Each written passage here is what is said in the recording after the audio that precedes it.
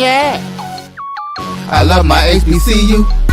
And boy, I love it, love it. I love it, love it. I love my HBCU. And man, I hope my team they won one. Yeah. I hope my team they won one. Yeah. Man. I hope my team they won one. I hope my team they won one. Yeah. I tune into the HBCU Sports Lab to see if my team won or lost. If they lost, I'm quiet as a mouse. But if they won, keep tab. I'ma do the dab, yeah. Dr. Cavil, he know what he be talking about. Mike and Charles, they know what they be talking about. They compress the analytic data with this hip hop. If you know them like I know them, they gon' tell you if your team, if they won or lost, and who the ball.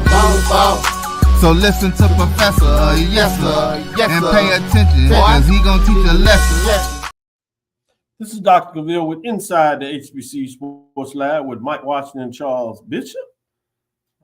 I want to say welcome to episode 715 of Inside the HBCU Sports Lab radio show and podcast, the show that's covering the sporting HBCU dash for all things HBCU sports, for institutions large and small, from the NEIA to the NCAA. We share insights and information on the HBCU sports culture, HBCU athletic aesthetics to facilitate the story of HBCU athletic programs and the business of HBCU sports. I'm your host, Dr. Kenyatta Cavil, along with my co-host, Mike Washington, Charles Bishop. We're filming from our home studios and sending a signal live to KCUH 1230 AM studios with the Texas Radio Hall of Famer, multi-Hall of Famer Ralph Cooper in the beautiful home of Texas Southern University from Houston, Texas. That being said, let's bring on the members of the show today, co-host and all. We have a loaded box for you today. Today's episode of Inside the HBCU Sports Lab is sponsored by THG Agency. THG Agency is a company that provides sporting, educational consulting, and data analytics. With that being said, let me get with my teammate here, Charles Bishop. How are you doing today? Doing well, Doc. We are chock full of football games this weekend. Looking forward to it. This is going to really kind of shake things up after this weekend, so looking forward to talking about it. Good stuff, good stuff. With that being said, let me go to Wilton and see what Wilton has to say today. Man, Doc, it's just good to be back. We were just talking about it, like, to really, for me to just dive fully into like college football season, and instead of trying to balance two different sports going on right now, but I mean, I feel like that's the nature of sports right now. You got baseball going, you got college football going, basketball for NBA and some other college basketball teams getting ready to start back. But more than anything, like this weekend, to Charles' point, especially in the SWAC, you're going to find out what teams are starting to, maybe start the process of creating some separation, and which teams have started strong but may not be that strong. So you taking the Charles Bishop approach, you're going to send some folks to the ledge then, right? Just a little bit. That's cold-blooded. That's cold-blooded. I want to send out one of my favorite coaches out there in the business getting done, Coach T.C. Taylor. Happy birthday to that brother there, getting it done over there at Jackson State University. I want to send him a happy birthday with that. With that being said, let me go to Drew. Let's see what's on Drew's mind today. Well, Dr. Cavil, Charles, Wilton. Wilton's over there trying to balance sports. I'm just trying to find my sports footing, because every team that I root for seems to be underwater right now. The institution where I work at, my alma mater, my first alma mater, FAMU. My other alma mater is at 500. My professional football team, the Kansas City Chiefs, are struggling. So, I mean, I Brother Drew just can't catch it right now, man. Yeah, it's tough. No violins for the Kansas City Chiefs. No. And that's true too. The most important team, my beloved St. Louis baseball Cardinals, are not in the playoffs. Oh yeah, So I'm catching it right now. You catching it right now. You catching it right now. Yeah, it's tough in the world of Drew. With that being said, let me go back to you, Charles. What's on your mind from an HBCU perspective? Yeah, let's take a look at this week's SWAC Player Awards from this past week for September 22nd. And Southwestern Athletic Conference has tabbed Bethune-Cookman's Malik Huggins, Max Tulin, and Kamani Robinson, along with Prairie View A&M's Trevor Randall for SWAC Football Weekly Awards. Let's take a look at the Offensive Player of the Week. Malik Huggins, he hauled in 6 receptions for a career high, Dr. Field, 177 yards and 2 touchdowns, including a career long of 82 yards this past week in the victory over Edward Waters. Defensive Player of the Week was Mr. Randall. Trevor Randall, he filled the stat sheet, 14 tackles, 4 solo, 10 assists to go along with a key interception for the Panthers during their non-conference win over Northwestern State. Specialist of the week was Mr. Tula. He was a key member of the Bethune-Cookman Special Teams unit on Saturday. In his 4th game as a Wildcat starting punter, he punted 5 times for 231 yards, including a long of 55 yards. He also placed 3 kicks inside the 20, using that old sand wedge for a foot, putting them inside the 20. And then the newcomer of the week was Kamani Robinson. He had a breakout game against Edward Waters. 12 rushing attempts. He racked up 114 yards with a touchdown, including a 75-yard breakaway score. So those were your SWAC Players of the Week. Good stuff, Charles. Congratulations to the SWAC Players of the Week. Drew, what direction you want to go with the HBCU news of the day? I want to go actually something that I received in my email today, and I think it's newsworthy, everybody, about the USA Basketball Foundation announces 4th Torch Leadership Cohort. That is tough to say. 4th Torch Leadership Cohort. And this comes out of Colorado Springs, Colorado. And excuse me for reading, everybody.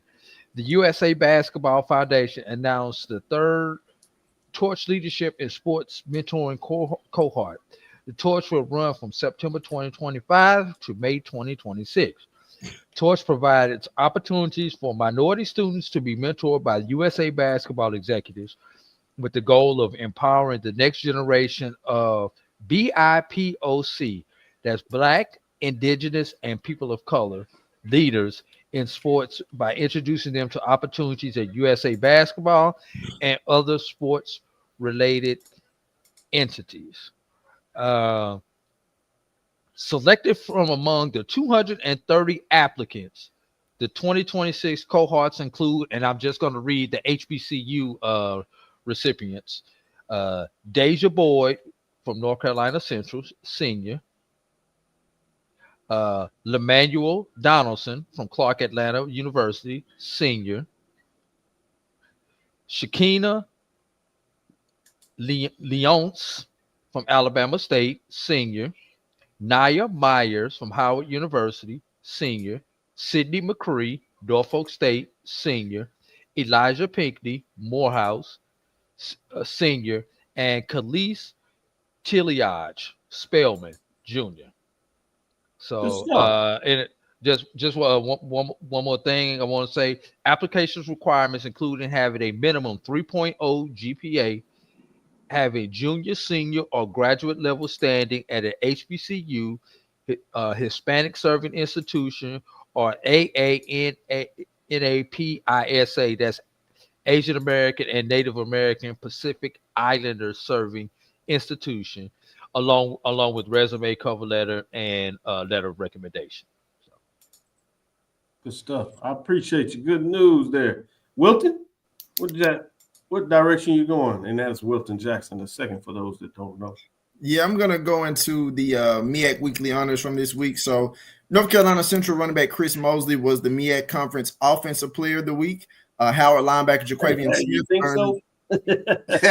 No, he had an incredible performance against North Carolina A&T, but I'm sure we'll get into some of that within the show. Howard linebacker Jaquavian Smith earned Defensive Player of the Week honors. Morgan State's running back Randall Nodden was selected as the Rookie of the Week. And North Carolina Central offensive lineman Trevon Humphrey collected Offensive Lineman of the Week, while North Carolina Central's kicker Caleb Robeson was recognized as a specialist of the week. Mosley accounted for 5 touchdowns, 3 rushing and 2 receiving in North Carolina Central's 62-20 win over North Carolina A&T. He rushed for 168 yards on just 11 carries and added 4 receptions for 90 yards with 2 scores. As far as for Howard, with Smith, he tallied 7 tackles, 4 solo, including 3 tackles for a loss and 2 sacks, totaling 19 yards against Hampton. When it comes to Nodden at Morgan State, he carried the ball 9 times for 38 yards and a touchdown, averaging 3.8 yards per carry to help the Bears secure their first win of the season over Central State. Humphrey anchored an offensive line that powered North Carolina Central to a program record 745 yards of total offense against the Aggies. My gosh, I guess A&T just didn't show up for that game. But Roberson for North Carolina Central went a perfect 7 for 7 on PATs and added a 21-yard field goal in the victory over North Carolina A&T. He averaged 61.2 yards per kickoff with six touchdowns, 6 touchbacks, on the day. Man, they made Coach Gibbs over there lose his religion. Yeah. Walker looked like Tom Brady. Got to have a coaching man about to have a meltdown. He couldn't take it no more. Charles, what other direction you want to go in? Are we ready to get into some of these matchups? I'm ready to rock and roll. Well, let me get this out there before we get in there and take our first break. Just wanted to make sure that you didn't have any additional stuff. We're going to get into those matchups for sure. We'll do those during the last 3 segments. But Nike pays tribute. We need to be talking to sneakershop.com, if you would, Brandon King. I know this is in this alley. I wonder if he's going to grab any pair of one of these if he somehow already has one. You know, he probably got some already. Yeah, sneakerhead. You know how that is. Yeah. Nike pays tribute to HBCUs with Air Max 95 release. They selected 4 institutions. So check this out. Nike is once again shining a spotlight on historically Black colleges and universities with its latest Yard Runners project. This time the swoosh pulls up with a bold collection of Air Max 95s dedicated to 4 iconic HBCU institutions. Since 2020, Nike has shown love to HBCUs through the Yard Runners program, which was created to celebrate the legacy of HBCU institutions and the people they serve with footwear designed by alumni. On its 5th anniversary, the program is marking the occasion with what sneakernews.com calls its most ambitious release yet, a full lineup of 4 Air Max 95s, each paying tribute to a different HBCU. For holiday 2025, the Yard Runners Air Max 95 pack highlights Spelman College, Morehouse College, Florida A&M. And if that was enough, if Michael Vick wasn't getting it done in one aspect, here's another example to show what happens when you have the power of that brand name. You have Norfolk State University. So those are the 4. Each design pulls from its history, color, palettes, and mascots, turning sneakers into wearable symbols of HBCU pride. Pretty cool there. This new drop follows several high-profile collaborations. For example, a couple of years ago, and I couldn't even get these. I wanted to get these. Clark Atlanta University received its own Nike Dunk colorway in 2022. They were gone so fast. Oh, wow. Yeah. Obviously, many of us know about Howard University later showcased a Jordan brand Air Jordan 4-player exclusive, complete with custom HU lace, debris, and school crest. I didn't even try to get those. I let it go, but they were nice looking. I saw they were, including the AD over there. He better be glad his foot was kind of small. He might not Terminator High HBCU pack arrives in 2023, while Virginia Union University debuted a Air Force One release in 2024. So I think that's pretty cool in terms of what that looks like. So I want to give some love for those HBCUs, specifically credit to Nike for getting it done. I got to get some thoughts from Brandon King, giving him a shout out because he is the sneakerhead shop.com. So much so he even has a website that he's dedicated to it, and then sharing some love at the HBCU level. I picked up the Tennessee State Nike Pegasus, so I may add one of these to my collection. I told you.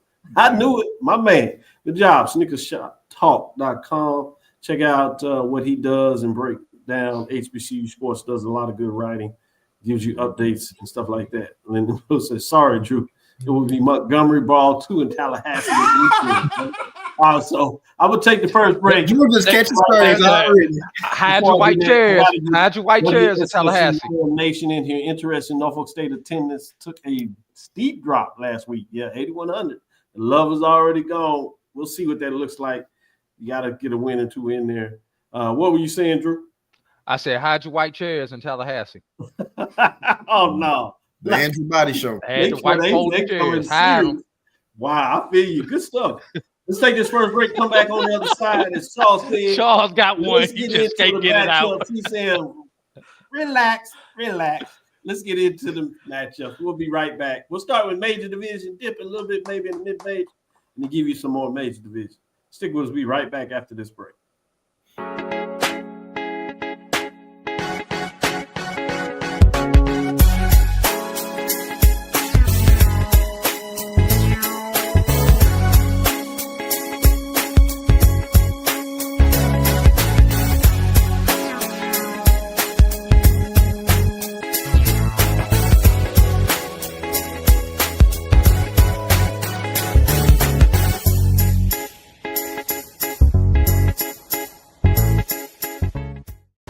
Football fans, the Cricket Celebration Bowl is celebrating 10 years of crowning an HBCU national champion. A champion will rise at Mercedes-Benz Stadium on December 13th as the MEAC and SWAC champions clash in Atlanta. Join us for championship football, interactive fan experiences, and iconic marching bands. It's an HBCU family reunion that you don't want to miss. See who will be crowned the next HBCU national champion. For event and ticket information, visit thecelebrationbowl.com.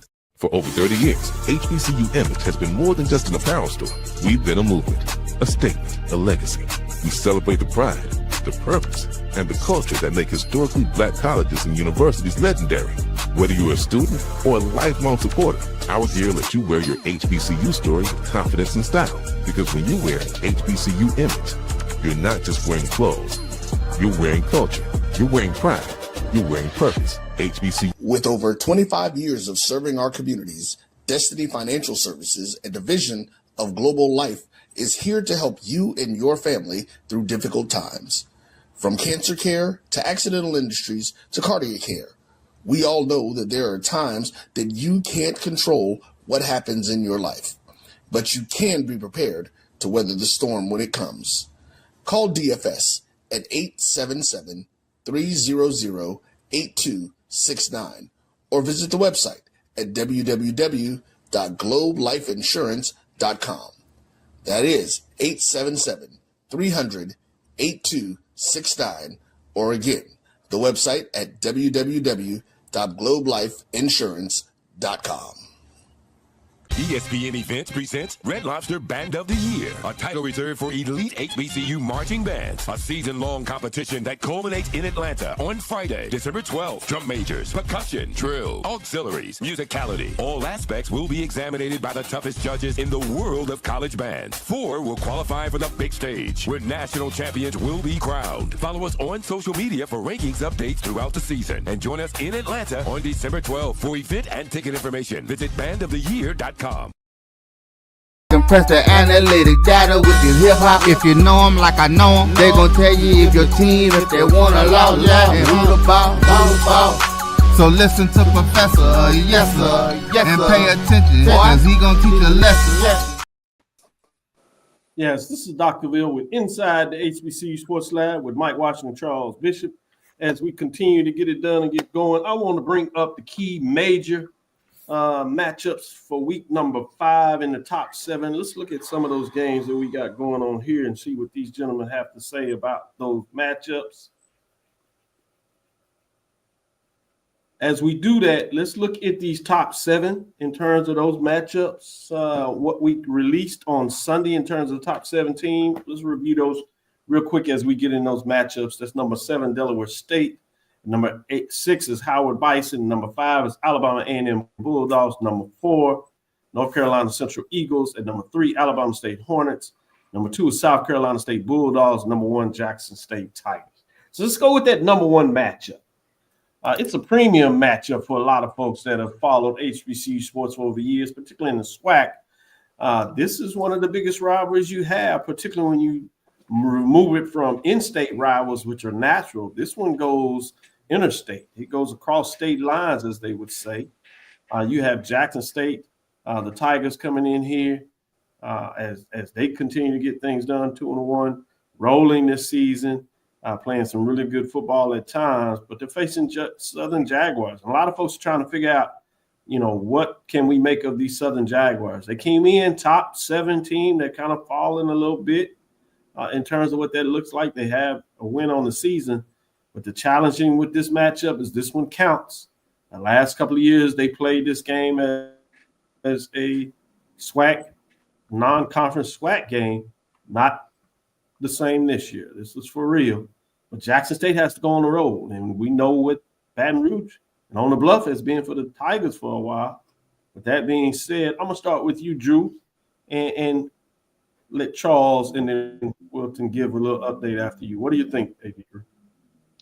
Right now, statistically looking, if you just take the most basic statistic out there, Southern scoring 15.5 points per game, giving up 36.5 points per game.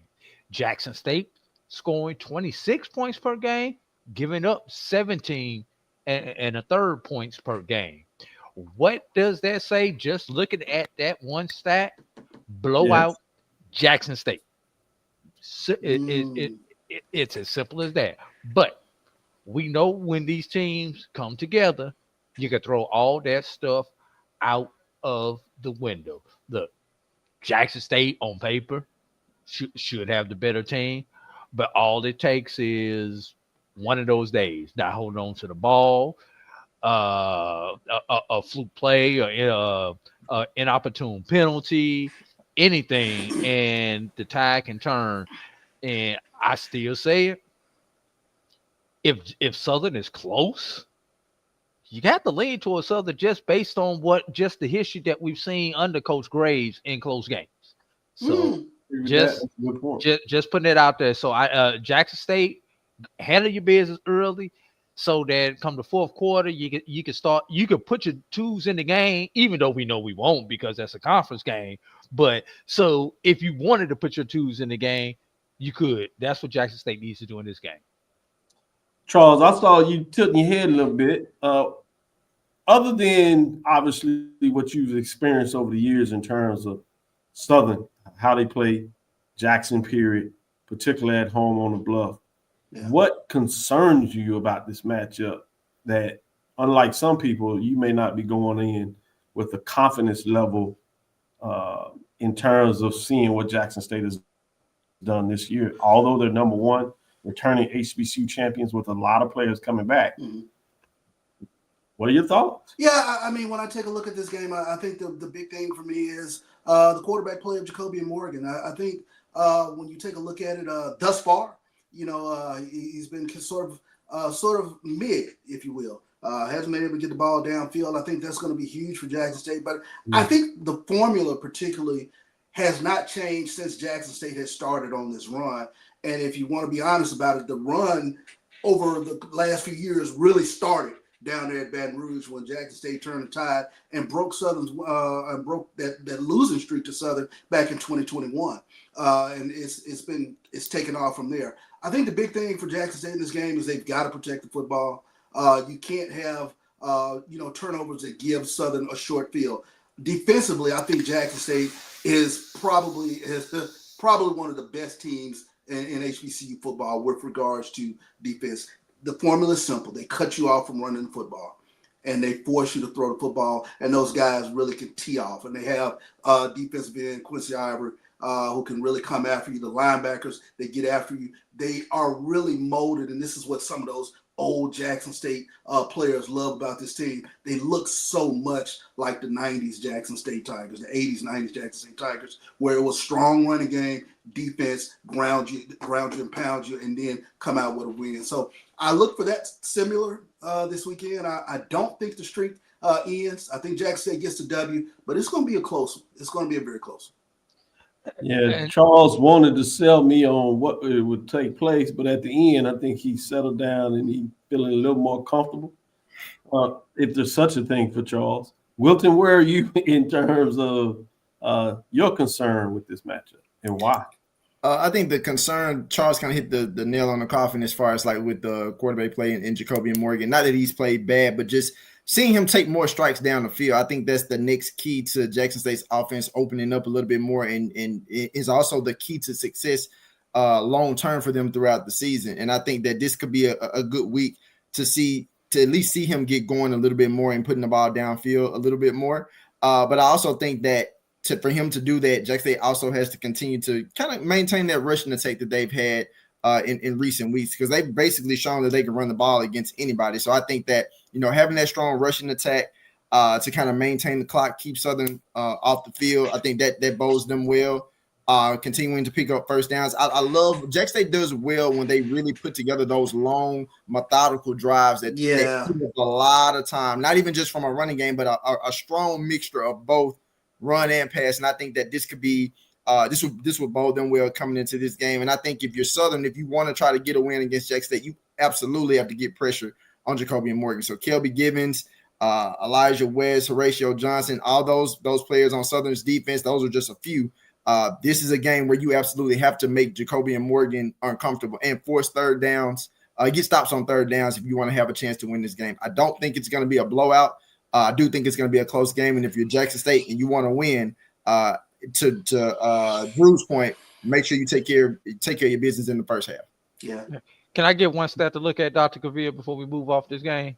Sure. Both these teams in today's game are doing something unusual. Both of these teams rush the ball more than they pass the ball as far as their yardage on the ground. But here's the thing to look at. While Southern is rushing for 165 yards per game and passing for 130 yards per game, Jackson State is rushing for a whopping 254 yards per game while only passing for 178. Where do we see a 70, 80-yard disparity in today's game, ground game to pass game? We don't see that anymore. This is not the 80s, Charles, where everybody ran the ball 2-3 yards in a cloud of dust. So whichever team is able to establish their run game while slowing down the other team's run game will be the victor Saturday. And Southern has a dynamic running back, Trey Holly. Exactly. Yeah, that's what I say. Focus on the run games. Good one. Let's go get to this next matchup, at least tee it up as we get prepared for our second break. Oh, boy. This is one of two top 10 matchups. So I know you want to cut your teeth and get into this a little bit. Let me set it up, take a break, come back on the other side, and let you get right back into and look at this feature matchup. It's one of two top 10 matchups, if you would. This is number 2, Alabama State Hornets coming in at 2-1. They're at number 10, Florida A&M. Rattlers 1-2. We've heard everything that needs to be said about Bragg Stadium, so it's difficult. Alabama State, since they've joined, since FAMU has joined the conference, I should say, the Hornets hadn't had success down there. I would say previously to that, when you look at the overall history, Alabama State hasn't necessarily had a lot of success in Bragg. So that's one component of this. But Alabama State, a lot of the fans are feeling a little different about this matchup. So I'm fascinating to see in a lot of ways when we get back on the other side what you gentlemen have to say about this matchup in terms of Alabama State on the road at Florida A&M Rattlers. We'll be right back after the second break. We'll get back into this top 10 matchup and see what these gentlemen have to say. You're looking for the latest information on Southern University sports, the Southwestern Athletic Conference, and HBCU athletics. There's only one place to go. Tune in to the Carlos Brown Show, exclusively on the Black College Sports Network. Planning an event? From weddings to corporate functions, CMJ Events LLC brings over 15 years of experience to make your vision a reality. Based in Metro Atlanta and serving statewide, even internationally, we provide versatile event planning and authentic catering cuisines tailored to your needs. Whether it's pre-game meals for student athletes, fundraisers, weddings, corporate functions, CMJ Events LLC is your one-stop solution for exceptional service and unforgettable food. Our diverse culinary heritage means we cater to all cultural tastes, dietary needs, and food restrictions, making every meal uniquely yours. Let's make your next event unforgettable. Visit us on all social media at CMJ Events LLC or email us at cmjeventsllc@gmail.com. Also give us a call at 404-664-3882 so that we can start planning now. College football fans, a champion will rise in Atlanta on December 13th. MEAC champion, SWAC champion, the 10th Cricket Celebration Bowl, crowning an HBCU national champion. For event and ticket information, visit thecelebrationbowl.com. Since 2002, Empowerment Resources, Inc., a nonprofit organization, has empowered more than 1,500 youth and adults in Duval and surrounding counties through its programs Journey into Womanhood, Girls Mentoring, Life Skills for Teens, and parenting education coaching. To get involved with programs, volunteer, or donate, visit www.empowermentresourcesinc.org. Follow us on social media, facebook.com/empowerment.resources and instagram.com/empowermentJAX. For over 30 years, HBCU Image has been more than just an apparel store. We've been a movement, a statement, a legacy. We celebrate the pride, the purpose, and the culture that make historically black colleges and universities legendary. HBCU Image, a Kenny T's company. ESPN Events presents Red Lobster Band of the Year. Returning to Atlanta on December 12th, 4 bands will qualify for the big stage, where 2 national champions will be crowned. Follow us for rankings updates throughout the season, and join us on December 12th. For event and ticket information, visit bandoftheyear.com. Compress the analytic data with your hip hop. If you know them like I know them, they gon' tell you if your team, if they want a law, and who the ball.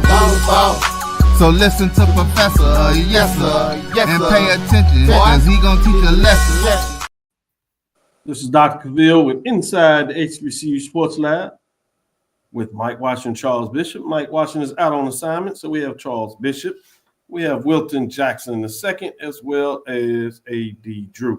That being said, let's get back into it and get into this matchup that features top 10 teams, if you would. That's number 2, Alabama State, with Florida A&M in terms of this matchup. Let me go to you, Charles. I'm going to let you kick things off. What excites you about this matchup? What should everybody keep their eyes on? As I kind of alluded to, a lot of people, when expansion took place, a lot of people were excited about the FAMU Southern renewal, rightfully so. It was one of the longest interconference where I was out there until it took a little bit of a hiatus. They had a chance to kind of bring it back. So people were excited about it. And while it still gets the blood boiling for both of those fans bases, uniquely, it may not have been exciting as FAMU was taking advantage of Southern, but in a lot of ways they're done here with Alabama State. But for whatever reason, obviously a Jackson and FAMU matchup has been the thing, even though maybe the fans see differently of why it's a thing. This one seems to work. The distance, whatever, is working in their favor or something like that. Yeah. But Charles, what are your thoughts in terms of the matchup? This is a fascinating matchup, and of course, it starts with Andrew Body. I think it's not too much of a secret when you talk to coaches around the league. You know, the consensus is make him beat you from the pocket. Well, he's completing 73% of his passes, so and he's primarily doing it from the pocket. So that you kind of throw that out, and you kind of ask yourself, is this the game where Alabama State finally makes the ascension into being one of the top teams in this conference? And this is a huge statement game for Coach Eddie Robinson and the Alabama State Hornets to go down to Tallahassee and knock off the first leg of this SWAC East, holy triumvirate. These 3, Jackson State, FAMU, and Alabama State. And you kind of look at this game like the same way over the past few years where, Alcorn makes that breakthrough and they go through and they go on that run. Same way when Grambling had that year where they made that breakthrough with winning at Alcorn and they got to the Celebration Bowl. Is this that game for Alabama State? And I tell you what, for me with FAMU, I've got to have something out of the running game. I've got to have Thad Franklin get up and going to keep Alabama State off the field because they do have a potent offense. This is huge for Alabama, huge for FAMU in terms of, do they match Alabama State's physicality? Alabama State has had a tremendous defense over the past few years, and it is a physical defense. Can FAMU match that intensity? I got to go with Alabama State in this. I think they get the W. Interesting. Going on the road, you get the W. Number 10 versus number 2. Drew, I want to get your thoughts in terms of this matchup with the Rattlers taking on the Hornets. This is a top 10 matchup by default, Dr. Cavil, because we could not find another team to put at number 10 besides Florida A&M University. Now, with that being said, Yes. This game once again.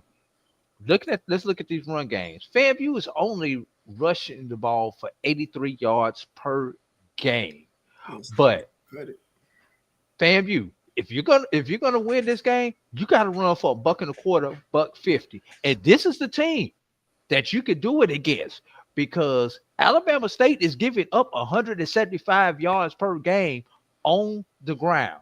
So going to what Charles said, you got to be able to run the ball to keep the body on the sideline.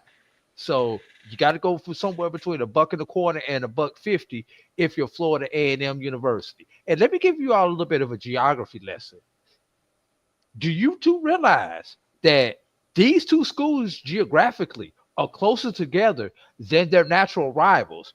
FAMU being Bethune, especially when you consider that game is always played in Orlando, and Montgomery is closer to Tallahassee than Montgomery is to Huntsville.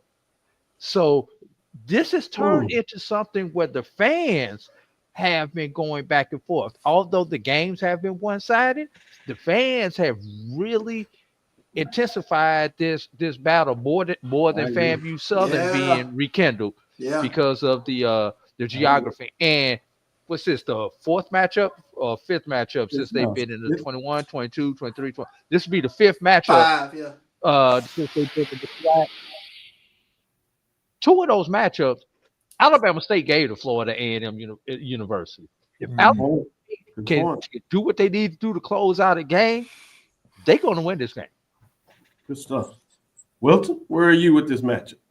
So I just want to point out a stat real quick. Andrew Body leads all FCS coming into this week. Andrew Body leads all FCS quarterbacks with a passer efficiency rating of 223.0. That's how good he's been playing this year. With that, I know Alabama State has not won and brag, but I definitely think this is the year that's about to change. I don't see FAMU beating them at brag. I don't think it's going to be a blowout, but I think that Andrew Body is still going to be able to do what he does. He may not necessarily be able to just sit up in the pocket and deliver passes, deliver darts down the field to his receivers, but I definitely feel like they walk away from brag and getting a win. And I think it's going to be a statement win that kind of leads into some other games, and specifically, kind of to Charles' point, they get a win against Alabama State. You start talking about, okay, what's the next big monster that they have to take down in the SWAC. We know it in the SWAC East, it would be Jackson State. I think taking down FAMU would just give them that it's like that first major test that they have to pass, and I think that they do that. And I think for Alabama State, it's gonna begin and end with Andrew Body, and I think FAMU to keep this game competitive. I don't think it's gonna be a blowout, but to keep it competitive, yes, they must get the running game established, but more so than anything, they got to get pressure on Andrew Body. Like that's number one, and then limit some of those explosive pass plays from Alabama State as well. You're talking about they have the leading receiver in the SWAC in Jalen Jones, and another top receiver in the SWAC in AJ Harrell. So exactly, both top 5 receivers in the SWAC. So if you're not figuring out what you're going to do defensively to contain them, in addition to that rushing attack, this game could get one-sided easily. However, I think Alabama State comes away with the victory by 10. Good stuff. Drew, if you would, flip to the State Fair Classic. I want to get in this other top 10 matchup. As I'm flipping. I told you we had 2 top 10s. So I want to get into both of these. These are close to each other. So I wonder if it's going to be an indication of how this matchup wants to go. Let's go to this number 8 versus number 9 in terms of Grambling State and Prairie View. Grambling State Tigers come in, winning 2 straight games. They're 2-2 overall. They're on the road because Prairie View's the home team. It's in State Fair Classic, so neutral site. Number 9 is Prairie View A&M Panthers. They also come in at 2-2. They have a win in conference play over a huge comeback win, second win literally against Texas Southern in the rivalry game there. So fascinating to see what this is. Charles seems leveled up, so I'm going to let him go first and jump in and tell me his thoughts. You know what becomes scary about Prairie View? They kind of look a little bit like Jackson State. Mm-hmm. I didn't recognize until past couple of games how physical they are. They got some offensive linemen that are some real road graders up there. And you saw what Chase Beamon was able to do last week against Northwestern State. They have an excellent 1-2 punch in Chase Beamon and Lamaje McDowell. If they get good, solid play, not spectacular play, good solid play out of the quarterback, now they become a team that I have to really start paying attention to, because I think along the course of the season, this defense is just going to get better and better and better. You know, right now you see them giving up explosive plays, but as with most teams, as we get a little further into the season, the defense has kind of started to gel a little bit more. So I like Prairie View going into this contest. Interesting. Wilton, where are you on this matchup? Top 10 matchup. I'm leaning more towards Prairie View in this match as well. But when you look at them statistically, in a lot of cases, they're very similar in a lot of ways. And I think to Charles's point, like, you know, right now defenses are still trying to kind of figure out the balance, because again, you may have started off the season playing a lower tier opponent, you know, a money game, and now you're getting into the fact, okay, here's where we are playing a conference game. This is where we're really going to see, you know, both sides of the ball, where they're made of, and where the games truly count. So I think for Prairie View, I'm going to give the edge to them. I think they're going to be able to make enough plays to get a victory against Grambling. I don't think it will be easy, but I think this game also comes down to who's able to turn over the ball less, so less turnovers, and then also who's able to execute when it matters the most down the stretch of a game. So I'm expecting this game to be real close, maybe like field goal close to win it. Ooh, should be interesting. Yeah. Prairie View has looked pretty good on their field goal program. Grambling has been solid as well, so it'd be interesting if it does come down to field goal. How does that play out? With that being said, Drew, where are you in terms of this 8 versus 9 matchup? Tigers against Panthers. Two teams who love 100 years of the classic. Yeah, two teams who love to run the ball to death. Wouldn't brought up the touchdown. Will, do you know both of these teams are 13 of 16 in the red zone this year? Yeah. Prairie View is 10 of 16, has scored 10 touchdowns, while Grambling has scored 12 touchdowns. Now, here's the stat you need to look at if we're going to look at red zone. Grambling has given up 13 red zone touchdowns in 16 attempts. That's a good stat. While Prairie View has given up 7 red zone touchdowns in 9 attempts, 8 red zone scores in 9 attempts. So what that's telling me is when Prairie View gets deep, you know, they're going to score, and they have a better chance of preventing you from even getting to the red zone. So that's just something to keep an eye on. So let's pay attention to what happens red zone efficiency between these two teams in this particular ball game. I like this stat. It's good stuff. Let's take last break. We'll come back on the other side, and we'll go through these top 7 matchups, but I'm going to not ask you all to pick all of them. I'll actually go through them and get you to pick one of them, and we'll go through it and see your breakdowns, and we'll keep it moving. So we'll be right back after this last break. We'll come back on the other side, and we'll do just that as we clear out some of these other matchups and see what these gentlemen have to say. Games that may not feature top 10 teams or be at the top, but they're certainly interesting, and I think these guys will let you know why. We'll be right back after this break.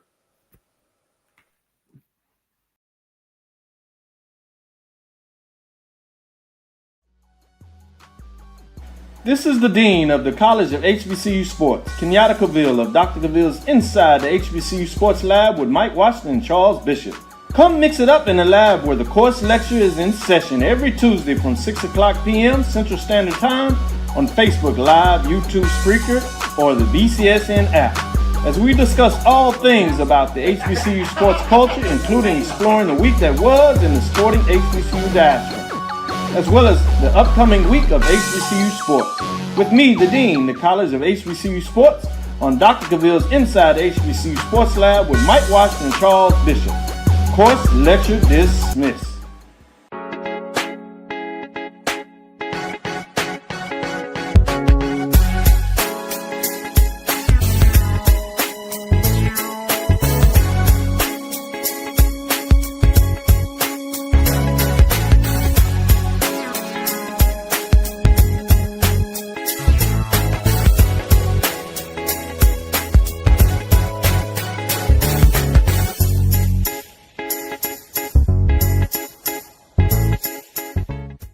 It's never too early to plant the seed, to share the tradition, and instill a sense of pride in your HBCU with your little ones. HBCU Pride and Joy Children's Boutique helps you share your school spirit with a wide selection of adorable kids apparel and accessories officially licensed from your favorite HBCU.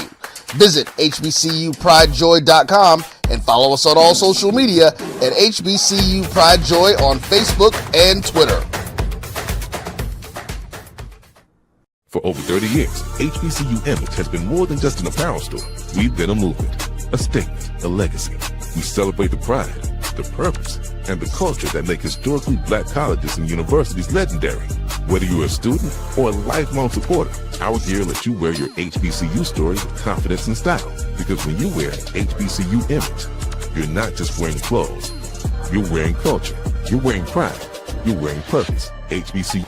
College football fans, the Cricket Celebration Bowl is celebrating 10 years of crowning an HBCU national champion. A champion will rise at Mercedes-Benz Stadium on December 13th as the MEAC and SWAC champions clash in Atlanta. Join us for championship football, interactive fan experiences, and iconic marching bands. It's an HBCU family reunion that you don't want to miss. See who will be crowned the next HBCU national champion. For event and ticket information, visit thecelebrationbowl.com.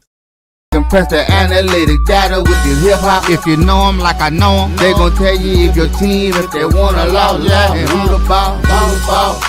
So listen to Professor, yes sir, and pay attention, cause he gon' teach a lesson. This is Dr. Cavill's Inside the HBCU Sports Lab with Mike Washington and Charles Bishop. Let's jump into this next matchup. It's South Carolina State Bulldogs, number 3. They're going on the road, and they step out of conference. They're at that Big South OVC matchup with Charleston Southern, the Buccaneers. They're coming 0-4, so I'm not intrigued, but there is a little bit of framing in terms of what this looks like. Drew, what are your thoughts? Does South Carolina State come in here and take care of business? They should. Chennisberry gets back to what he does. Strong run game, strong defense. They should handle Charleston Southern. Plus, when you throw in the fact that the BAC tends to do good in non-conference play, you know, they stay around the mid-dozal line in non-conference play. SWAC is on the come up this year, but I would definitely lean towards a BAC team non-conference. Good stuff. Let's go to that number 4 matchup. This is another MEAC school, and they're on the road as well. Dr. Cavil, before we move on, just got a report that DOT has intercepted a truckload of white folding chairs heading down 231 South from Montgomery, headed towards Tallahassee, Florida. More details to be released. That's some pretty good breaking news there. At number 4, we have North Carolina Central, the Eagles, 3-2. Man, they're coming off putting up a lot of points. As we talked about MEAC players of the week. They're on the road this time. They're coming to Texas, East Texas, that is. East Texas A&M Lions that are 0-3 and just had a tough matchup themselves, losing to Grambling State this past weekend. They're out of the Southland, so this is a MEAC Southland. Nice little long trip for North Carolina Central. Charles, what are your thoughts in terms of number 4, the Eagles, going up against the Lions on the road? Yeah, nice little long trip for North Carolina Central on this, but you got to look at East Texas A&M. They're giving up over 50 points per game. Too much Walker Harris, too much Chris Mosley. I think North Carolina Central wins this one comfortably. Good stuff. Let's go to number 5. It's a conference game. Opener for both of these teams. It's a number 5 ranked Alabama A&M Bulldogs. They're on the road with Bethune-Cookman Wildcats. They got a big win in terms of what everybody thought. Yeah, it was against a mid-major team, but it was one that was undefeated. And pitting people were going in the other direction. Alabama A&M has surprised some folks early on. Thought they'd be good, but maybe not this good. They'll get a chance to take it in SWAC play. They got Alabama A&M Bulldogs 3-1 on the season against Bethune-Cookman Wildcats. You notice that you have a lot of these top-ranked teams taking their rankings on the road. This is another case. Wilton, what do you say about this matchup? I think Alabama A&M gets it done. Shout out to Sam Shade and what he's doing in his first year, in the first couple of games at Alabama A&M. This is a team that, you know, I've gone on record and said a couple of times, this is my dark horse team that could really shake things up in the SWAC East. I definitely think that they get this win against Bethune-Cookman. I don't think it comes easy, though. But I definitely think they get it. I think if they're able to force turnovers and control the time of possession, particularly with them running the ball and a good balance of making accurate passes, I think they get the job done. I'm going to stick with you, Wilton. We go to number 6. I told you, all these top teams are on the road.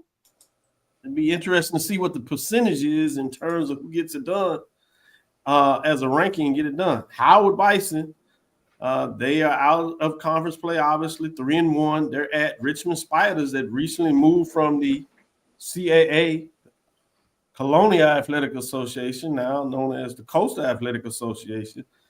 Richmond has moved to the Pioneer Football League. A little different type of football playing there. De-emphasis in terms of what you do with scholarships.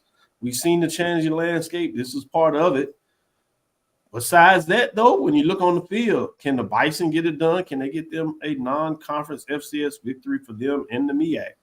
Wilton? So I look at this game as a really strong test for that case, Dr. Cavil, because you think about how they're coming out that strong win against Hampton. You have this momentum. You had great play from Tyreek Starks at quarterback, and then of course one of your running backs in Travis Kearney.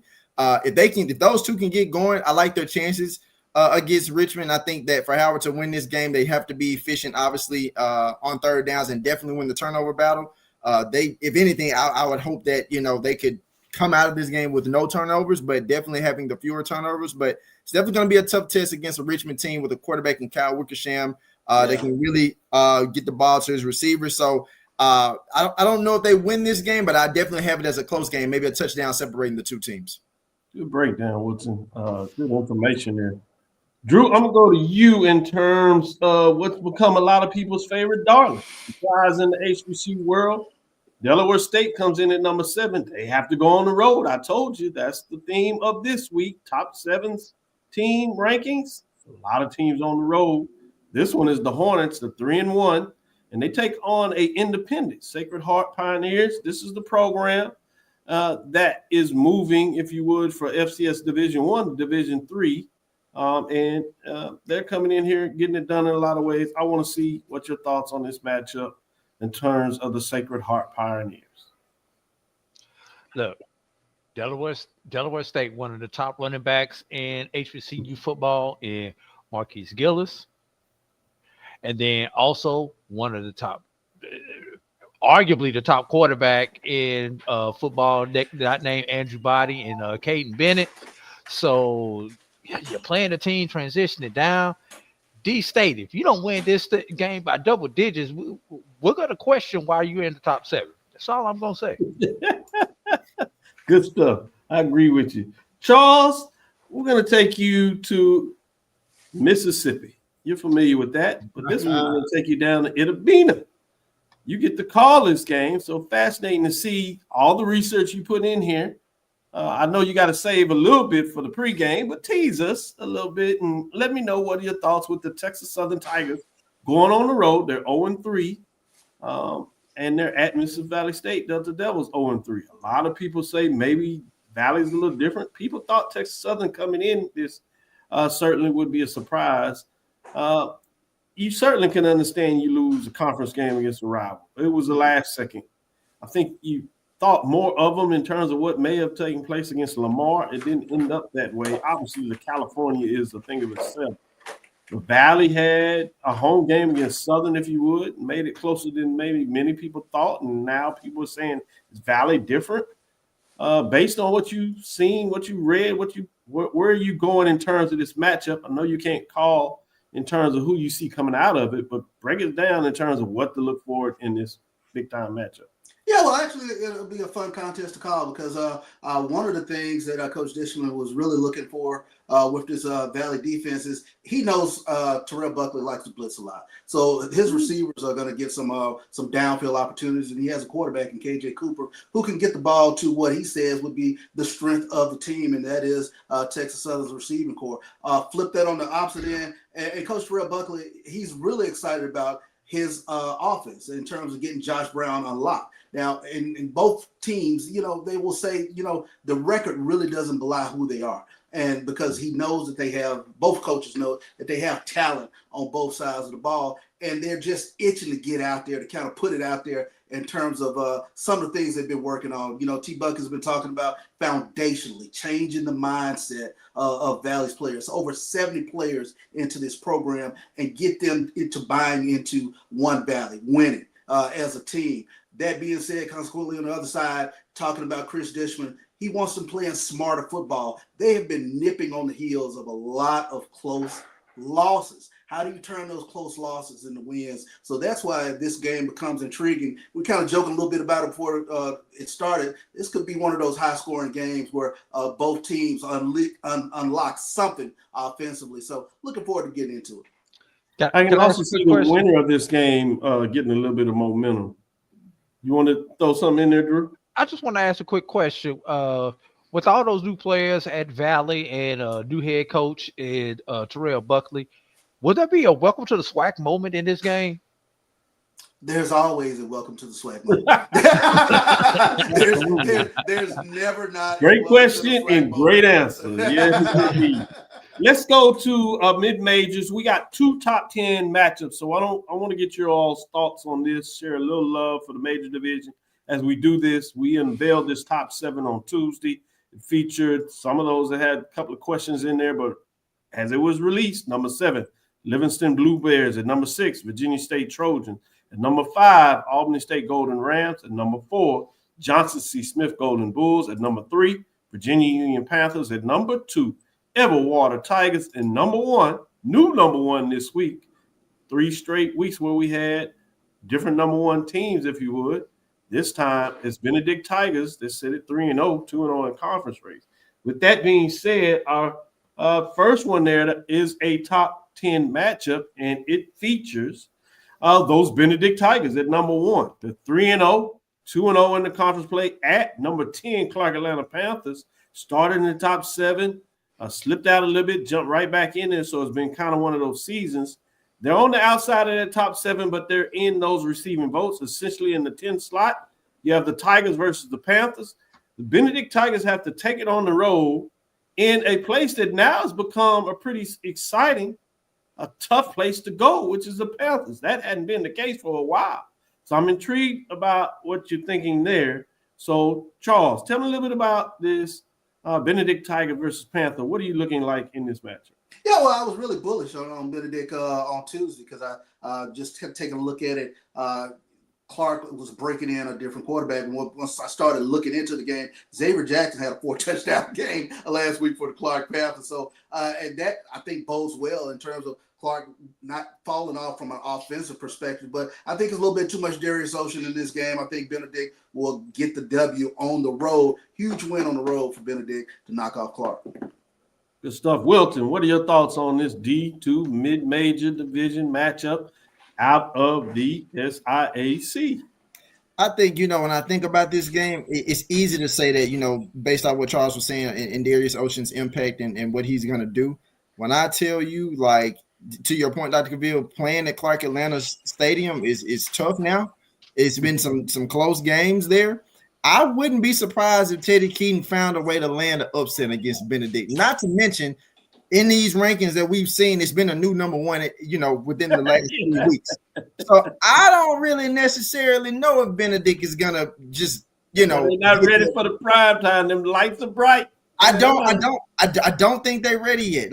And that's not no discredit to them as a team. I just think that this might be a game that could really steer Clark Atlanta on the path to what they need to do in terms of basketball. They already have 2 losses. I think that this could be that game that they could really take over and really make a mark on their season.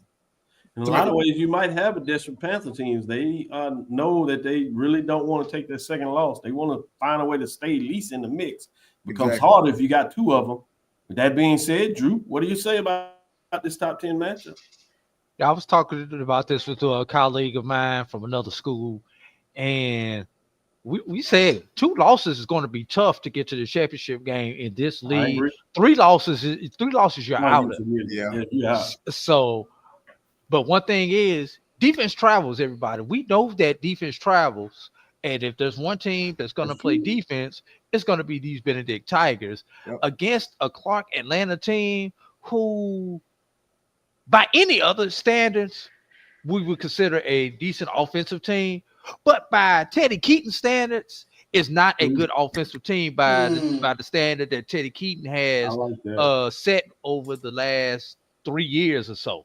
So with all that being said, I have to favor the Tigers on the road. Yeah, our other top 10 matchup is also out of the SIAC. It is a team that surprised a lot of us.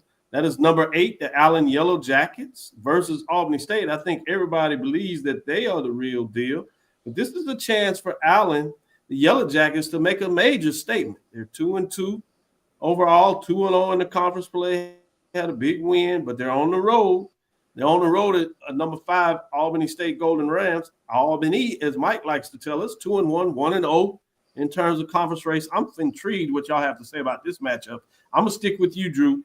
Give us something to think about in terms of the Yellow Jackets versus the Golden Rams. While Coach Cedric Pearl has done more than anybody thought that he would be able to do at Allen this year, I still am not sold on the Yellow Jackets as a contender for SIAC supremacy. Now, with that being said, let Allen win this game, and I may go pull out some pocket change for the Allen Yellow Jackets. But Isaiah Knowles, Tiant Weiss, that's a tough combination to stop if you're Allen. Yeah. I'm from the Show Me State. That's Missouri, y'all. And Allen's going to have to show me in this game. I'm leaning toward the Golden Rams. Good stuff. Wilton, let me know what you think about this SIAC matchup. It's in your greater backyard, state of Georgia there. Yeah, no, this game being at Albany State, I'm favoring Albany State. Too much Isaiah Knowles. Again, credit what Cedric Pearl is doing at Allen, because I do think it's great. I just don't think they get this win against Albany State. Good stuff. Drew? Charles? You already got me. Yeah. I think the big thing for Allen is keeping Isaiah Knowles and Tiant White off the field. And he proved last week that he's willing to give the ball to Fabian Duncan 46 times. 46 times for 229 yards. Hey, the formula's there. Why not stay with it? I'll take Allen for the upset. Woo! You can't get the ball to somebody 46 times one game and expect them to carry the ball like that a second game. Earl Campbell is no longer playing football. Not Earl Campbell. That's the last person I ever seen run the ball like that. That's Earl Campbell, William Andrews. Remember him with the Falcons? That's those type of carries. You ain't gonna see that too much today. I'm gonna give you a couple of more matchups. The CIAA has some matchups, but they're with a ranked team on the road in many of these matchups, but I'm not sure if they're concerned, so I'm just going to put them out there. And then we'll get some final thoughts in terms of what it looks like on this weekend. Excited to see what that looks like. You have number 3, the Virginia Union Panthers, 2-1 at Shaw Bears, who are 1-3, 1-0. One to keep your eyes on. And then we have number 4. Number 4, the Bulls need to bounce back as they play host to the Bluefield State Big Blue that are 1-2. Hadn't played a conference game. We know Johnson C. Smith Golden Bulls are 3-0. They are 0-1, I should say, in terms of conference play. That game counted for them. So they had a tough loss to Virginia Union. Can they bounce back? Probably should be able to take care of business here. With that being said, let's slide on down here to another CIAA matchup that features number 6, if you would, the Virginia State Trojans that sit at 2-1. They're on the road to Fayetteville State Broncos. We all coming in and wanting to see would Fayetteville State kind of get back to it. This is a chance to make a statement. They are 1-0 in terms of conference play, while they're just 1-3 overall. So it's interesting. Virginia State had a big win. It was a close one. Can they continue to get it done? A lot of ways. In terms of the matchup, that conference win, if you would, against Winston-Salem State did not count for them on the win side while they threw the L to the Rams. It'll be interesting to see how that plays up at the end of the season. A couple of more we got for here before we get it in there, if you would. We got Lincoln, Pennsylvania. The Lions are at number 7. The Lions are traveling to Livingstone, North Carolina for the Blue Bears. The Lions coming at 2-2, 0-1 in the CIAA, while the Blue Bears are 2-1, but 1-0. Interesting to see Can Blueberries continue to win and make things interesting? Find a way maybe to stay in the top 7? Would a victory have been enough to do it? Some people may have thought they slid in there based on all the other things. Could be interesting to see, even though you win, that they may even drop out of the top 7. We'll see what that means if that's the case. Last one we'll do here in terms of this matchup is number 9. Outside of the top 7, but receiving votes. Tough loss last week, as I told you. Winston-Salem State Rams come in at 2-2, 0-1. They had Bowie State Bulldogs 1-2, 0-1. Bowie had a good win out of non-conference state, the Bulldogs, but then they had that game where they played up in the major division, kind of took it to the chin. Delaware State showed what you're supposed to do to a mid-major to get it done. So we're trying to figure out who are the Bulldogs. We'll see in this matchup in a lot of ways. So I'm curious what this looks like and something to keep your eyes on in terms of that matchup. As we get ready to close, I wanted to tell you a little bit about this.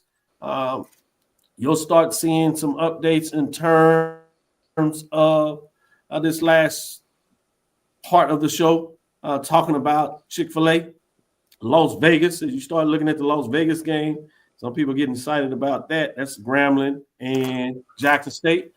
When I and my family are visiting Las Vegas, Nevada, we love to dine at Chick-fil-A, located at 9830 West Flamingo Road.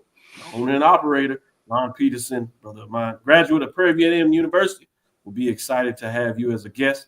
Let him know Dr. Cavil sent you by when you in Las Vegas. I heard some folks doing some traveling down in those parts to check out maybe some of the gambling that's going on there. You know, that seems like what they do. With that being said, you see all the action, a lot of stuff, Swag TV, ESPN, HBCU Go. Find a way to get your HBCU if you're not there in person, traveling these games, having some exciting coverage like Drew in terms of making sure that the sports information is traveling so people like Charles can do what they need to do to call the game, making sure that people like Wilton Jackson II has the information so he can do his great write-ups and talk to us the next week. So we'll be out there doing the work. You all get out there and cheer, whether that is in person at the stadium with a little bit of tailgating. You know, Mike might sneak by there and judge you in terms of his tailgate.